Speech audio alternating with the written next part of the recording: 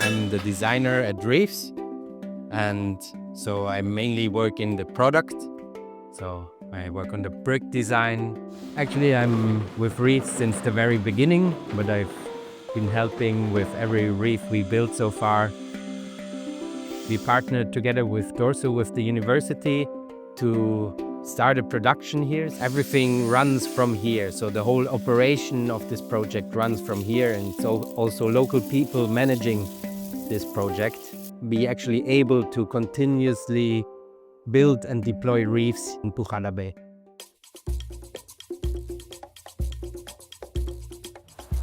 When Mauro went to our factory and he asked for a clay, and then that's it. He asked about the kiln, about the clay, all the process is ceramics, and he said that they have a project here in Puchala Bay, a ceramic brick that will be used for the propagations of the coral. Our main role here in this facility is, one, to identify a different clay source. Second, physical analysis of the clay. And third, formulations of the clay for 3D printing.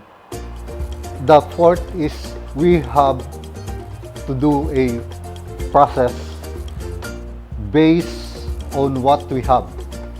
We will teach the people to prepare clay manually or recommend what kind of machines we need to improve the productions of the brick. I admit this is the first time that I formulate a clay for 3D printing. It's new technology. The technology of making a clay or ceramic clay, it is standard.